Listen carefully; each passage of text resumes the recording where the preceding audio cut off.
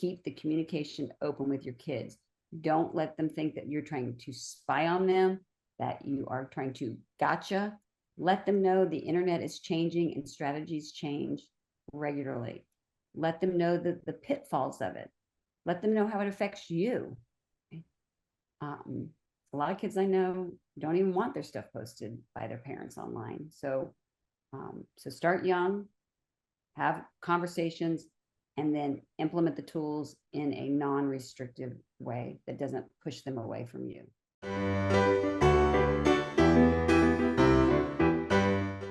Hello, everyone. This is Gretchen Rowe. Welcome to the Demme Learning Show. I am so delighted today to welcome Francie Black to have a conversation about keeping your kids safe online. You know, this is something that parents have asked and asked for so long. And I feel like it was a divine appointment to find Francie in a booth behind me at one of the first homeschool conferences I attended this year. So we waited a long time to bring this conversation to you. And Francie, I'm going to let you introduce yourself. All right. Thank you.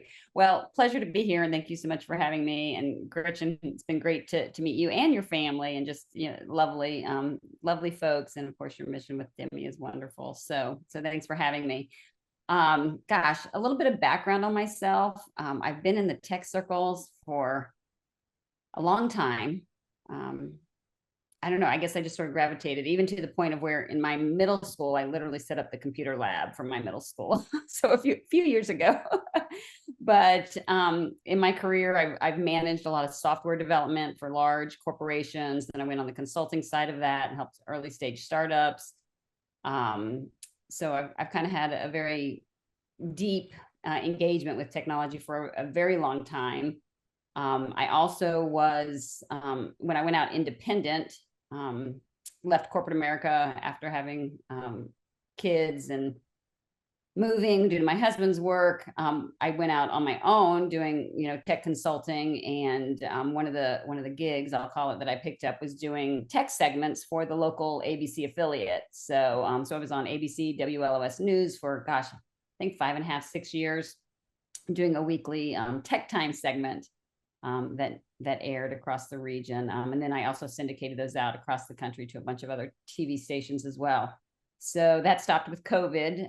So I don't do that now. And then just, you know, a side thing that was sort of generated from my own kids. I have 4 children, and we're in Western North Carolina, and there was not a lot of tech being offered to students in Western North Carolina. This is about 9 or 10 years ago. And so my son and I started what we call home hacker camp in our basement of our house. And then it grew significantly, quickly got into schools, and we had a lot of summer camps, and kids were coming. A lot of homeschool kids were coming to these classes or to these camps. And then we converted them to full semester classes quite a few years ago. So we've been teaching robotics and programming at these classes for many years, and it's been a lot of fun. Fast forward, my son that I started with in this area, he was mechanically inclined. I was more software inclined. And fast forward now, he is now, I hope I don't sound braggy, but it's kind of cool, but he did sign with SpaceX coming out of college, and he's literally working on the Starship rocket that's going to Mars. So he's That's amazing. So, but anyhow, but we're very ingrained in tech in our household. I think it's super important. You can't get away from it. You know, I think it's really important skills to learn and to manage. And of course, as parents, we all have these questions that we're posing today about, how do I keep my kids safe online? What do I do? What are my options? So, you know, Francie, one of the things that you said yesterday when we had our preparatory conversation that has just resonated with me so much is, what do you do when your husband has a different point of view about tech than you? Because we had this conversation at dinner last night because I was so fascinated by it. So, wow, that's a loaded question. It's a real challenge, and it's a real dance. We're both very, very technically inclined. He is not in the field, but has had an extreme. He's an extremist in it, to the point, I don't know if you know what Bitcoin is. Yes. But my husband years ago new, but he's very, very on the edge of things technology wise, watches sort of these sort of extreme trends. And but anyhow, all that to say is he was mining Bitcoin in our basement for years as well. So just to give you an idea, just so he's my point in saying that is that he's just so tech forward on things.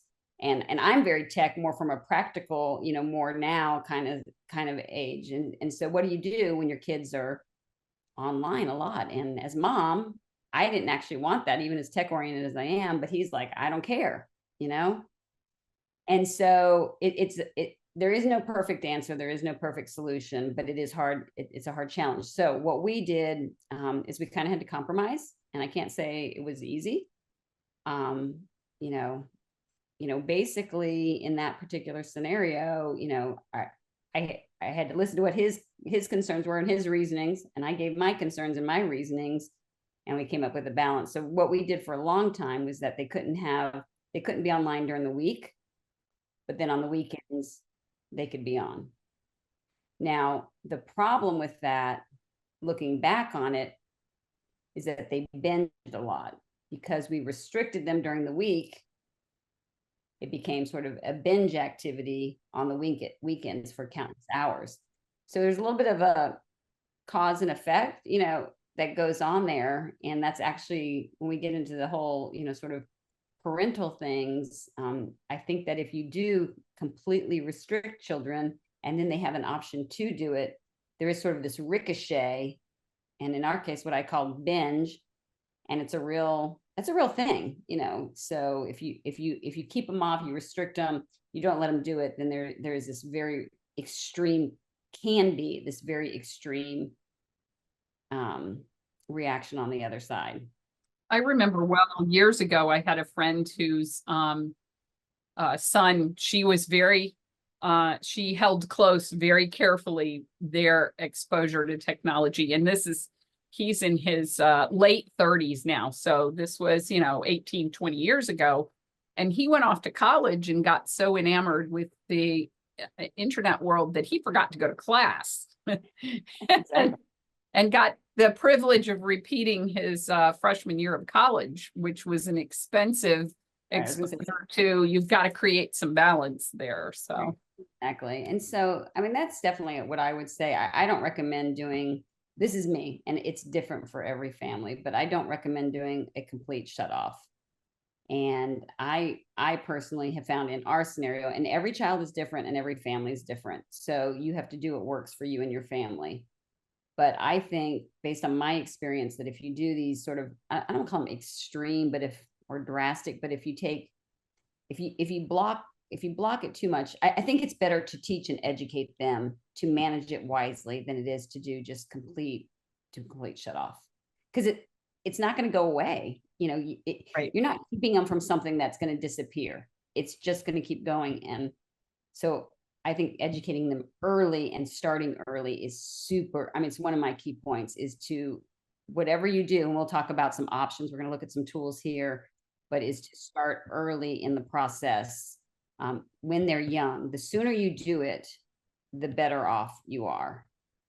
I think it's also really important to foster communication around it, is to not make it a secret, not make it a something that your kids don't want to talk to you about. Correct. That is, you are exactly correct. So you start early, so it becomes part of the standard household rule, or I don't want to call it rule, the standard household, how you guys operate, your lifestyle. It's part of your lifestyle. But there is a very open communication, and that it is not a gotcha, or I'm spying on you, or I don't trust you. I stay away from all those kind of conversations and make it a dialogue about what's happening online and why. And I even talk about, like, make it a game at dinner. We'll talk about some of these things, like what's the latest gimmick that's trying to get you to suck into social media? Is it streaks? Is it points? I laugh. My husband, he does Duolingo. Oh my gosh. It's such it's a phenomenal tool. Okay. But it's so gamified, and he's trying to get these streaks and so forth. And I'm like, he doesn't even see this. This is all, I'm like, can you Right give me there. It's yeah, right there. yeah.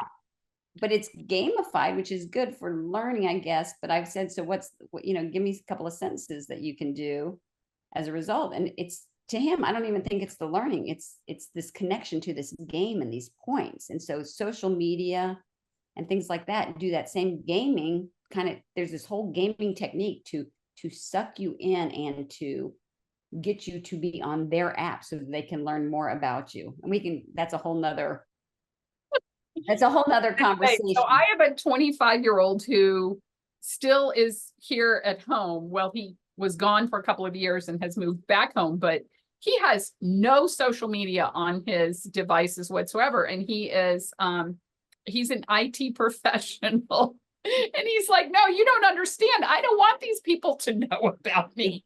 Well, that is so true. And when I do these presentations at conventions and so forth, one of the big things I talk about is not only are you sharing stuff about you, but your parents, as parents, we're sharing stuff about our children starting at young ages, what their skills are, how well they did in school, how they're number one on the dance team or the sporting event in, elementary school. And then what happens when they change, their body changes, their voice changes, they no longer pursue that, and this has been public to the world that they were number one, and now maybe they're number 5 or number 10, or maybe they're not even ranking in that sport or activity anymore.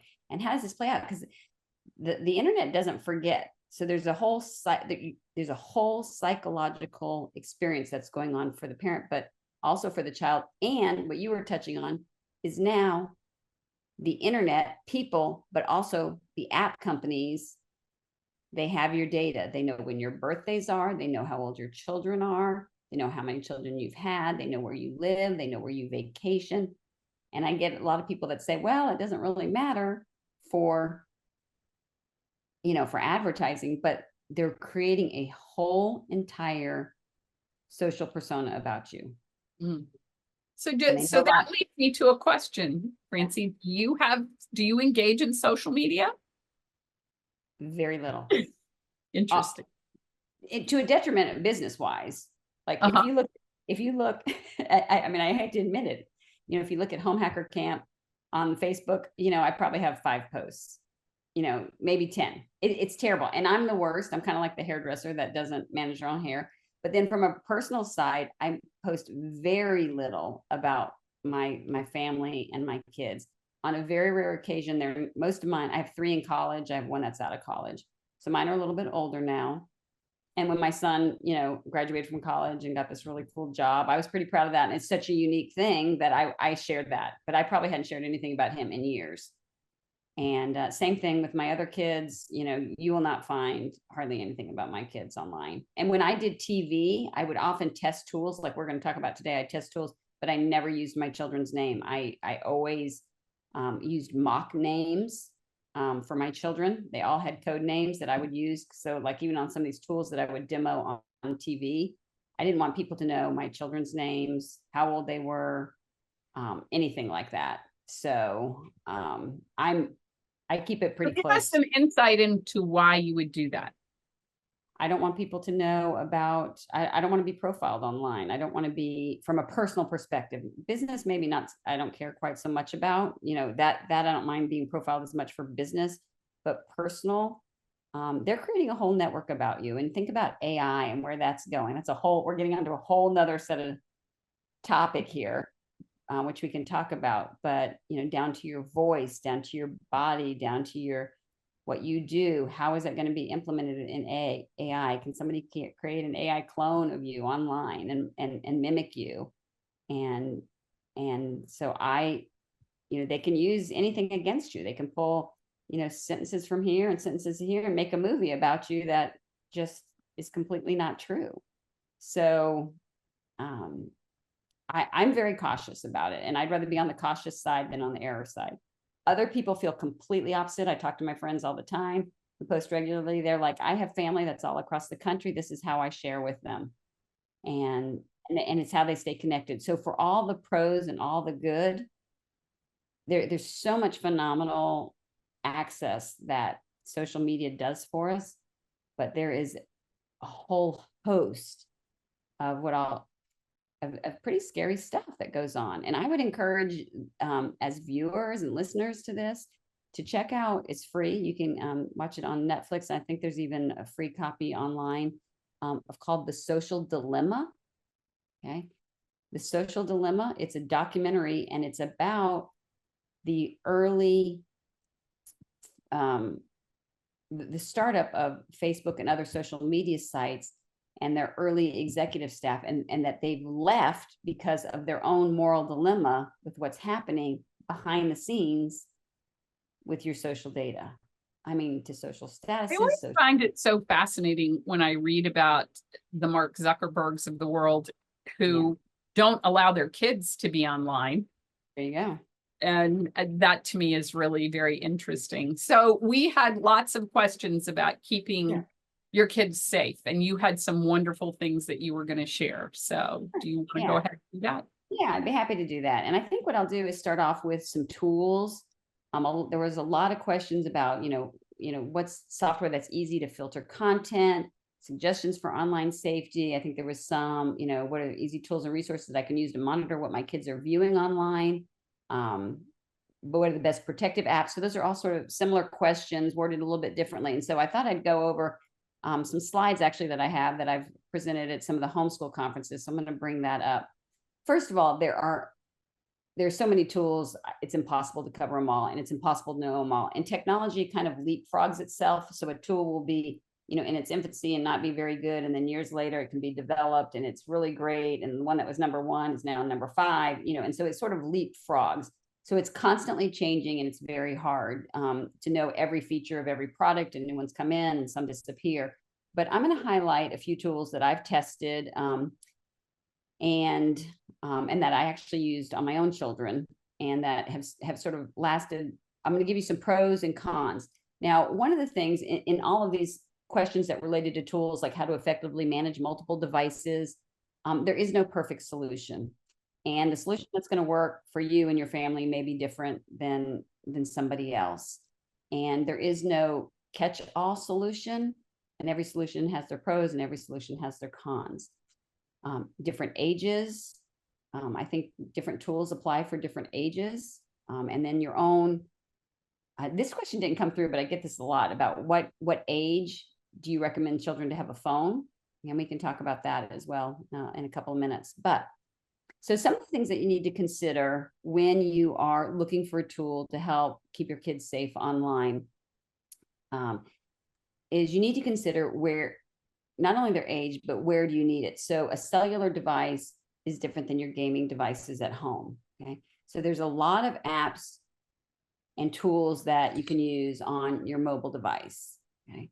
But that does not cover gaming devices or desktop computers at home. And so there's certain tools that will do that, but there's other tools that will do mobile only. Okay. So you kind of need to think about, are you looking for mobile only? Are you looking for an in-home device for devices that stay on your home network? And we're gonna look at a couple of options for those. Okay. So one that's been around for a long time, and I use this with my children, and I am not promoting any of these. I don't get paid by any of these companies, but they've maintained their ratings. They still exist, and they're consistently being updated. Okay. It doesn't mean that there's not something that will come out later that's better, or they may drop off too. So, but anyhow, Norton Family Parental Controls. Now, most people are familiar with Norton due to for virus protection, right? So they have a whole suite of parental control apps. They have a dashboard. Early on when this was monitored, it only did mobile devices. They have since expanded it to Windows operating system as well. Okay, so Windows desktops, but not Mac desktops. Got it. Okay. Yep. So it doesn't cover any gaming devices, Mac operating system, Chromebooks, Kindles, but Windows operating system is now supported. Okay, and again, these supported devices change all the time. I updated this a couple of months ago, so I don't think it's changed in the last couple of months. But and this will monitor any of those devices when you are on your home Wi-Fi, if you're on a guest Wi-Fi, or if you're using cellular data. That's sort of a distinction between Wi-Fi and cellular. That's becoming less of a distinction now, because some would only work on Wi-Fi and some would only work on cellular data. So those are two different things. Okay, they transmit data differently. And so most of them are doing both of those now, but that used to be a little bit more of a distinction. Okay. And then in this case, for Norton, it's internet traffic only. Okay, so it has to be transmitted over the internet in order for it to track that data. In other words, if you're doing something local, or if you have a downloaded local app, it's not looking at local app traffic. Okay, so it's only looking at data that transmits over the internet. Okay, so whether it be Wi-Fi transmission or cellular. Okay, all right. So those are just things to think about, because if you're doing something on a home device or desktop machine or Mac, this probably is not the tool for you. But you can see what, for those that it does work for, you can see what apps are downloaded. You can get alerts on it. You can check out videos, including little snippets of what they've seen online. You can see your child's search terms, which is really important. And you can even do things like a remote lock on device. Okay. Now, it does lack some specific controls about time spent on specific apps, and then not all apps, are supported. Okay, and no social and no SMS, which is messaging. Okay, so it's a great tool. It's got a great dashboard, but again, it has its set of what it does, but it does allow you to get an overview of what's happening on your child's device. And I'm going to talk about some other options as well that do cover some of these things that this one doesn't. Just to give you an idea of pricing, pricing changes frequently, but just to, again, give you a ballpark, right now, this is at $49.99 per year. Okay. That's for the first year. Its normal price is $99 a year. Okay. So, and you could go Google that and get some information. And now I know that my bank offers me a discount on Norton products. Okay. So it would be worth, as a parent, to explore that a little bit as well. That's great. I had no idea. That's an excellent tip. Okay. So, so $49.99, that's a great tip. Now, what this doesn't do is it does not track any devices on your home network, okay, other than a Windows desktop that you have the software installed on. So an alternative to that is something called Circle Home Plus. And I actually have mine here, okay, because I also use this as well. Okay. And the difference in this is there's a hardware and a software solution, where the Norton is strictly a software solution. This has an option for a hardware device that you put on your router. And what this does is any data that's transmitted through that router, which could be a PS2, any gaming device, anything that you have on your network, in your home network that goes to the internet, you can track it. Interesting. Okay? So if you have kids who are big gamers, this is to your advantage then. Correct. That is correct. Okay. So it's a hardware and a software solution. There's different configurations, but it does both mobile, but then also any device on your network that's not mobile. Okay, so gaming devices and so forth. Now, the caveat with this particular product, and it's award-winning product, it had a much better interface than Norton had. Norton has improved theirs recently. The downside of this particular product now is that they have been bought by a company called Aurora. Okay, and Aurora is a startup out of Boston.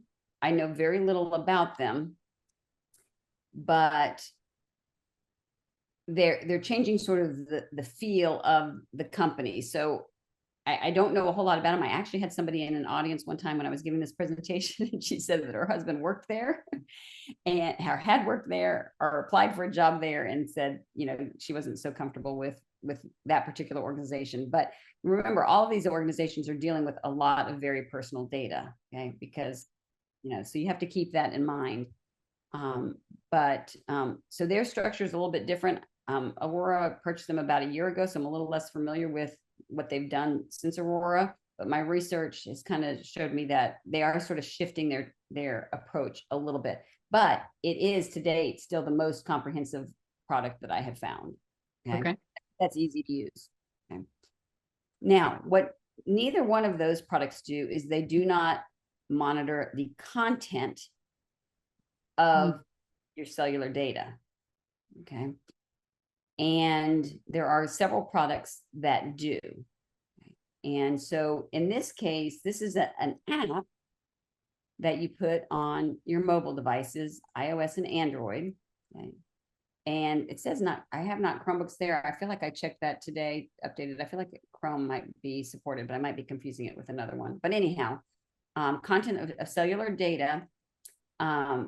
So here you're getting things like you can blacklist words. You can set alarms for certain keywords. So if you're like, several people asked about bullying and pornography and sexting. All of those things, you can set alarms and notifications, and it can check the content of all of these: Facebook, Instagram, Tinder, Telegram, Skype, Snapchat. Okay. It emails. So it can scan that data and give you an alert as a parent. So it's sort of data mining the information that's coming in maybe to your children's devices and then providing you feedback with what kind of information is coming in. Yes. And actually it's giving you alarms on it and saying, hey, watch out. This is, yes. So back on Norton, I'm going to read this. Okay. So Google, I don't know how many people out there have Google phones versus iOS phones, but you have to remember that Google, great company, but when a product is free, that's how Google grew so rapidly, is that they offered so many services for free. We all love Gmail. I have Gmail. Your Gmails, all of your emails are scanned. Again, they're creating this profile about you. Okay. So it's not free. You are the product. Okay. So the more they know about you, the more money they make off of you. You are the product. That's what they do. Okay. So keep that in mind when you choose tools. Again, some people don't care, others might. But at Norton, this is the question: why doesn't Norton scan the content of text messages and give me those alerts? Okay, so this is directly from their website. I clipped this a couple of months ago. It says, due to policy changes by Google, the text message monitoring feature and the feature that enables parents to block children from making and receiving phone calls during no screen times are currently disabled. This affects two of the core features of Norton family in Android. Children will now be able to receive and make calls to anyone they choose during time curfew and instant lock periods. Due to the recent policy changes by Google, Norton family is not permitted to restrict calls to only those listed on your emergency contact list. Interesting. Okay. So that's an awful lot of control by Google, restricting this particular, not just this company, but other companies as well, which is why some of them don't do it. But SMS, which is texting, supervision is not. So texting supervision is not available at this time. So you cannot monitor or view the messages that your child exchanges with their friends. Okay. So yes, so this is a Google thing. Okay. So they're not allowing access to certain data. Well, then how in the world does MSpy get it? How do they do that monitoring? Okay. Yeah. So you're reading my mind. So what I haven't researched this, but this is just from, and I don't use MSpy. I have tested MSpy, but it was a while ago. But I think what MSpy does, and I'm not 100% sure on this, so don't quote me, but I think what they do is they create a backup of your phone data. Okay. And then they scan the backup of the phone data to provide you those alerts and notifications, as opposed to it just being a monitoring something on the device. It's taking the data that's been backed up, scanning that, and then giving you the alerts. Does that make sense? Does that mean it's not as real time? I think there would be a lag there then. Don't quote me on that's how they do that. That's what I think that they do. Okay. All right. And I don't think there's much of a lag. maybe initially, and I'm not 100% sure on that at this point in time, but there may be some other technology that they're using that I'm not familiar with, or that's changed over time. But on iOS, if you have an iOS device, meaning an iPhone, iOS is Apple's mobile operating system. So iOS means an Apple phone or iPad. You don't actually have to install any software on those. If I'm a parent, I log into my MSpy dashboard, and then if my daughter, I'll say Sally Sue, my daughter has an iPhone, she has an iCloud account, then when I set up my MSpy account dashboard, I put in her iCloud information, and that's how it gets monitored, is through iCloud, and it's pretty quick and pretty instantaneous. Okay, so that so I don't even have to install technically an app on her phone. I can do that through my dashboard. Okay, all the other ones require that you install an app or software onto that device. Okay. So on iOS, you do not have to install an app on the phone. I think on Android you do. I'm more Apple oriented, but on iOS you don't. You just have the iCloud account. Okay. So now this one is very extensive because it has access to so much more data. Okay? So you can blacklist words, you can set alarms, and a question that somebody asked, which I'm glad you did, somebody had asked about, can it monitor Discord? So a lot of the other apps cannot monitor or see Discord. But the way that MSpy works with its iCloud data, you can actually monitor Discord. Okay. You may be actually giving parents some ideas of what kind of phone they need to purchase for their kids if they haven't yet done that. So well, we can talk about that. Just remember, I'm not saying Google's bad. Google there's a lot of great things about Google, and I use a lot of Google products, and they all help our businesses. So I don't want to bash on them. You just have to decide what's right for you. Okay. Right. And you have to think about, there's certain times where it might be right, and there's certain times where it might not be right. So if you don't want them to know everywhere you browse, then you might want to use, a privacy browser. And that's a whole nother conversation. And privacy email, it scans Yahoo. All of these companies scan your email. Okay. They're getting more data about you. It's not free. Okay. They're selling your data. But if you want a different tool, like for mail, I recommend Proton Mail. For browsing, I recommend Brave browsing. Okay. So those are services that don't, they block a lot of the trackers basically. Okay. And then there's the more standard things like location and history, app usage time, browser history. Now this one actually has a really crazy thing that you can even do screen recorder. So you can actually record the other screen. Okay. And it's pretty crazy. It's stealth as well. Okay. So, it can hide its icon on a user's phone. So it's the only thing I don't like about it is its name. Okay. And I don't think it was originally designed to be a parent control app. I don't know that for sure, but based on the name, I think it was designed for other purposes. But the vertical application that they market is for parental controls. Okay, but I don't want my kid to think I'm spying on them. Spying is not the message you want to send to your child. That Brooks, an important question. How do we have these conversations with our children so that they understand that our goal is to keep them safe, not that we're suspicious of them doing something wrong? I think it's a lot of conversation and a lot of sharing and a lot of discussion. Telling your children that you trust them and that you're not spying on them, despite the name of the app, is that you're concerned about their safety because things are changing so rapidly. And you could, I didn't pull in stats for this, but there's all kinds of stats that show, predators and, there's the predators pull in people, skilled predators pull in children and people, even adults, very, very slowly. They gain your trust. They connect with your conversations. They read your social media. So if you like, mint chip ice cream, it could be, hey, my favorite ice cream is mint chip. Oh my gosh, that's mine too. And I love, furry brown poodles. Oh my gosh, I have a furry brown poodle, and so they create these false connections, but they've learned about this from you about you on social media because you posted it or your family posted it that you got a brand new labradoodle. And so now these connection, they can see all this information online, and now they can connect with you or your kids. Mhm. And you think it's innocent and coincidental and fun, but it slowly builds a relationship Right.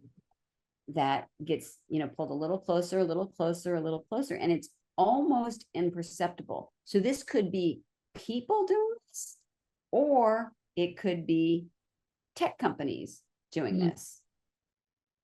So there's different types of predators. Most people think when you say predator, you're thinking a person, but app companies are pulling this data as well for their purposes.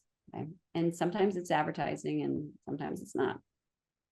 So, but our focus again, back on our children and how to keep them safe is having that conversation, letting them know. I mean, there's a lot of tricky people out there, and there's a lot of mind games. So there's two things. Using tech is so important, and I don't say exclude it. It's nearly impossible to exclude. There's negative effects for completely excluding it, but you want to train your kids. And so I was having a conversation with my daughter about Snapchat. Okay? And I don't know if you've ever heard of streaks. Yes. Okay. So in Snapchat, you have streaks and you get points and there's scoring and, and my kids, we'd be driving my kids went to a small private school. They were not homeschooled. So I would be driving them to school and they would be snapping on the way. And I'm like, stop doing that. And they were building their streaks. Okay. So in talking to my daughter about this, she said that kids at school would comment about, oh, your streak's not very high. It made her very self-conscious. My streak's not high. Does this mean I don't have good friends? Am I an outcast? Your self-esteem starts getting questioned because you don't have a streak score, or you have a low streak score. And there's all these psychological games that are being played on young people. It happens to older people too. Okay, but younger ones are more susceptible, more impressionable. So, my personal suggestion is you have those conversations with your kid, discuss what they're doing, recognize what these streaks are doing. Okay, I mean, it's gamification. There's literally a physical internal response that happens that makes you want to, that draws you in and keep you online. Okay, so social and gaming are the two most detrimental activities that can happen online. I'm not saying don't do them, but I'm saying manage them and educate your kids. Have those discussions. Let them recognize. Say, okay, when you do a streak, why is that important to you? What do your friends say about it? And again, not quite so bluntly, but in a more warming and welcoming discussion. But teach them to recognize the effects that it's having on them. My daughter is in graduate school, and she is she's in medical school. And so she would say that the students that are studying that do, that are doing social while they're studying do more poorly than people that don't. She cuts off her social, okay, for studying. So she cuts it off completely. I think once in a while she'll turn it back on if she's in between semesters or has a break. She might turn it on for a little while. But she says when she needs the focus and the distraction, she said she noticed a trend that those that struggled the most in her program were the people that were focusing, that did a lot of social. Okay. Okay. So I'm not saying that's an absolute. I'm just saying that was her observation from her perspective. Okay. But what a great dialogue you were able to create with her, that she was able to make that observation on her own as a young adult, instead of you having to draw that conclusion for her. That's a difference. So I appreciate that. And I think that's something we want to teach our kids to do, is to recognize that and to share that. It's like, let them figure it out, but guide them, give them the guardrails and insight, but then have them say, what'd you see today? You know, what anybody get you? I did a really dumb trap. I won't go into it now because we have some more important content to cover, but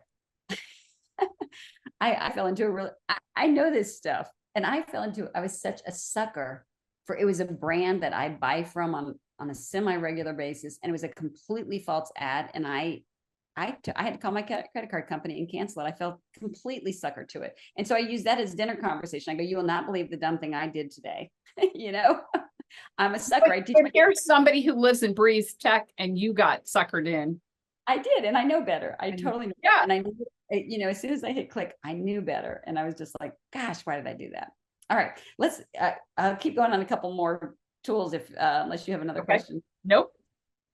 So this one was a popular one, Safer Kid app. I only bring it up because it did get a lot of press for a long time, but I've kind of tracked it for a while. This has not been updated in over a year. If an app has not been updated in the last, 3 to 6 months, it's probably not being well supported. So I think that while this was a very good app during its heyday, I would say it's probably my impression is that it's on its decline. So that's the only reason I bring that up. So this is a one that is becoming very popular, or is very popular. It's called Bark. Much like MSpy, is that it does track the content of your cellular data. Okay. It's got a very friendly, simple user interface. You do get alerts for based on texts, predator kind of comments. So it's scanning it. It can look at videos and see that it has sexual content or body. Okay. So it actually monitors and scans messages, posts, comments, replies, web searches, photos and videos, mail, and specific apps. And it does monitor Discord as well. Okay. And then you can do sort of this more standard things like screen time limits and blocking websites and apps and tracking locations as well. So this is a very, very popular one. The interesting thing about Bark as well is that it also has its own phone. So it has its app product. Okay. Mm-hmm. And it also has its own phone as well. Okay. So you can buy a Bark phone. Now, I have not tested the Bark phone, but anything that requires an app to be installed on your child's mobile device is the child, in most cases, can figure out how to delete it. Okay. Our kids learn faster than we do, don't they? They do, sometimes they do. So so those are things to watch out for. But in the Bark phone, you can't delete it, and it can do a few deeper things because it's part of its operating system. Okay. So if you're looking for a phone solution, maybe you want your child to be able to have a phone at a younger age because they travel, or maybe they do, I don't know, horse shows and they're traveling with friends, whatever it is. So you want them to have some connection, but you maybe want to limit it. So a Bark phone is an option for that. And it does have pretty good reviews. Okay. All right. So this is very, very popular, and it is very detailed service. Okay. They have on their website, I pulled this straight off of their site, which is Bark versus Safer Kid. I don't know if this is so relevant now because Safer Kid is, I think, sort of, in my opinion, is sort of coming down a little bit. So Bark might be the better option. I would go for Bark over Safer Kid at this point. Okay. Now there's another newer product out that's called Canopy. And it is also getting some good reviews. I don't know who backs Canopy, kind of like that Aurora. I know Aurora for sure is a startup company, and I know Canopy is a startup, but I don't know who backs it. In other words, I don't know their motives, but or their corporate profile, I should say. Motives maybe is not the right word to use. But what this does is it has a different technology, kind of approaches it differently. So rather than blocking sites and you having to go in and block sites or broad categories of sites, this filters, it actually scans images and filters any images so they can't come through. So somebody asked about pornography. So this one would be a good one to block against pornography. Okay. Covenant Eyes is one that I have looked at a long time ago, and it focuses on pornography. So if you're looking specifically for that, I that one is, I have seen them in the homeschool space a number of years at homeschool conferences. So that might be something that would be a resource for parents to explore in more depth. yeah. And so I think their focus is pornography. So if you think that's an issue in your household, then that might be one to explore specifically for that. So this prevents images with full or partial nudity from being sent or received by a child. And a parent, if something is detected, it actually asks for the parent review and you can say yes or no. Okay. It's supported on a wide variety of platforms, depending on what, so for Mac operating system. Okay. So that Mac OS is desktop, where iOS is the mobile, and then Windows, Chrome, and Android. So it's a wide variety of platforms. If you have a mixture in your house, that might be a good. And their kind of approach is that other tools are just too restrictive. And so they kind of do this sort of video and image filtering as opposed to as opposed to blocking. So they kind of look at it from a different perspective. So maybe if you have older kids, this might feel less restrictive. Okay. And give you, but still block anything that is questionable. So that might be a good option for if you have older, teens in the house. Okay. So this is their claim. This is I clipped this off their website, but Canopy is the only digital parenting app that detects and blocks pornography on every single website on the internet. That's a pretty strong statement. Okay. Now I haven't tested every single, to see if that statement is absolutely true, but that's what they claim. So if that is an issue and you have a teen, this is probably where I would go. Okay.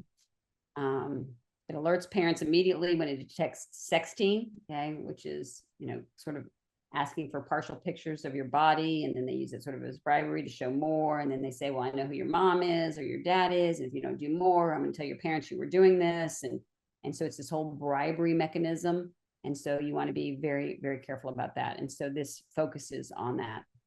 And I know as parents, we want to protect our children from these kinds of things, but if our children aren't aware that people use those kinds of tools to extort information and money and things from them, it's better to have those conversations, those hard conversations at your kitchen table, than find out later that you should have had those hard conversations. That's excellent. Yes, that's exactly right. Okay. So just a couple other things. I'm going to just point out there are a bunch of free tools on iOS that you can use. They don't do the text monitoring or the content of Discord and so forth, but you can see what apps they're using. You can do a lot of blocking. So there's a lot that you can do free directly within the operating system. iOS is pretty extensive, but it does lack the content. And of course, this is only mobile, so this isn't doing any other device on your network. Okay. So just a few tips there. And then on Google, their equivalent is called Google Family Link. Okay. Now, Google Family Link does require that your child has a Gmail account and you have to be 13 years old. But remember what I said about Google. Okay. It's privacy. Privacy is your concern. Again, some people don't care about privacy. I do, but but maybe your kid's not going to get a lot of mail. I don't know. Maybe, they don't really communicate so much through email. They really communicate through Discord and these other apps more than they do through messaging or through mail. But it is Google and they do track a lot. So just be very aware of that. All right, parents, what can we do? Gretchen? I think I made reference when you showed me this picture earlier that this looks like a couple that we saw across a restaurant from us on Sunday evening. So I think it does make a difference. We've got a model for our children, how we want to respond. Exactly. So this particular child is young, but the point here in this child being so young is look what the parents are doing. And we're all guilty of it. I know I'm guilty of it. My work depends on my mobile device and we all get texted and messaged all day long. But if you start like this, it's going to be a tough road. Okay. They are going to completely learn from your behavior. You're going to all three be sitting at the table with your mobile devices and there's going to be no conversation. Okay. So model the behavior, put your phone away. when you're with the kids, don't be checking your phone the whole time. When you're having a conversation with your kid, look them in the eye, put your phone down, let them know that they are more important than your phone. Have that one-on-one, have those discussions, put the phones away, put it in another room. Those are non-tangible things that mean a ton. They can't, it's not a, it's a, you can't put a value on that. Just put it away. And I tell myself this, my daughter's home from college, we go and do something, I put my phone away, and I practice these things, and I have to force it sometimes because I get messaged all day long. Okay. Sure. As do you and most of us. Okay. So be careful where your priority is. Do you text your kids? I do this sometimes while we're in their house. I have been known to text people saying dinner is ready. Because I don't want to go all over the place and find them all. So it's our new intercom systems. We used to have intercoms, but correct. At least they heard your voice on an intercom. But Well, when I was growing up, we had a dog. We could hand him a note, and he'd go. We could tell him who to take it to, and he would go do that. But I bet doesn't exist anymore. So, don't have your phone in the bedroom at night. Teach your kids. That's a huge thing, is not to let your children have their phones in their room at night. Parents model that. And I had somebody ask me one time, what if I get an emergency call? I said, turn the ringer on, put it in the hallway or in the kitchen or someplace where you could still hear it, but let put the family phones in a pile not in the rooms. Kids, I forget the number. There's a study that shows how many times a kid checks their phone in the middle of the night. I mean, it's destroying their sleep, messes with their education, their self-esteem. They're checking to see what their friends are doing, if they're at a party, who's with who, the fear of missing out. We didn't even talk. I skipped all of that. Like, what are the effects of too much screen time? I have lots of slides on that I didn't go into, but that constant checking, there is a psychological wear down on children with that. So set downtime, monitor their social accounts, do what I said, be friends with them on Facebook, wherever you can connect with them. Instagram. I don't have Instagram. I don't have TikTok. To your question back to what do? I'm terrible. I don't do TikTok. I don't do Instagram. I have Facebook, but I don't really use it. Very, very little. Have conversations with your kids, teach them to recognize questionable behavior, make games out of it. What did anybody do anything today online that was weird, or what did you learn, or streaks, or gimmicks in terms of clicking on things. Teach them not to send skim photos. Tell them how predators sort of lure you in. Okay. And if you watch The Social Dilemma, which I mentioned, they talk a lot about that. Okay. So that's a really excellent. Sure that gets included in our show notes then as well. That's an excellent resource. Do set time limits. I suggest not cutting them off completely for the reasons I previously mentioned. Tell them about chatting in rooms with strangers. Let them know that strangers are finding you online. They learn about you online. And so how do they know something about you? It's because they've seen it posted online somewhere else. It's not a coincidence. Don't trust that person. These are all tricks to lure you in. Okay. No phone in room at night. No private social accounts. Parent device access, and don't share personal info. That is a key for so many things, parents and kids. Well, Francie, I can't believe we're almost at the top of the hour. So what would be the best 3 pieces of advice you could offer to parents trying to manage? This is like trying to eat an elephant and you have a tiny little spoon. Yeah, so exactly. What are the things that parents need to think about most earnestly, stepping away from the conversation we've had here? Whatever tools or techniques you implement, start young. Okay, that's number one. Start young so it's become part of your family routine, your family dynamic. Number 2, keep the communication open with your kids. Don't let them think that you're trying to spy on them, that you are trying to gotcha. Let them know the internet is changing and strategies change regularly. Let them know the pitfalls of it. Let them know how it affects you. A lot of kids I know don't even want their stuff posted by their parents online. So start young. have conversations, and then implement the tools in a non-restrictive way that doesn't push them away from you. Those are my 3 summary points that I would take away. And different tools work for different people, different ages. You may shift over time.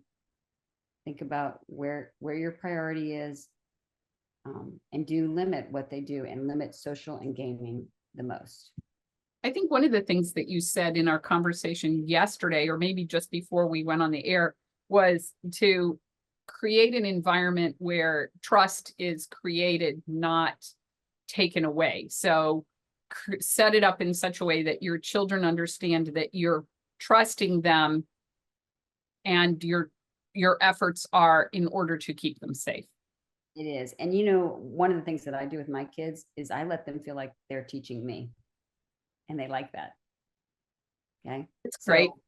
Yeah. So, and it's true. They do. My kids teach me all the time, especially like that example that I gave about streaks with and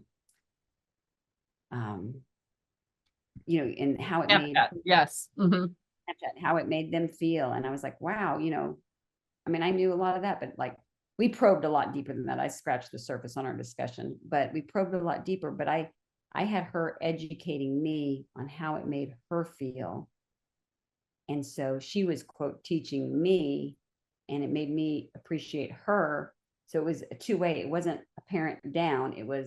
I was lifting her up and making her feel like she was helping me. And so that's a common approach that I use. Actually, I do it a lot with teaching as well. So in the last couple of minutes, tell us a little bit more about Home Hacker Camp. What are the kind of things that parents would be able to find available from you? Yeah. And do you have a slide to support that, or do we just talk now? Yeah. Well, I have let's see, I think I brought up a little video I have. We do our classes online via Zoom, or we do pre-recorded online robotics and programming. So it allows kids to learn tech, to understand tech, how to understand how devices are built. All of these devices are just computerized devices. Okay. And we use the robots to teach them how electronic devices are made, really. So we're working with hardware, we're working with software, and we do it through the robots because they're fun. I'll show this video, I'll play it.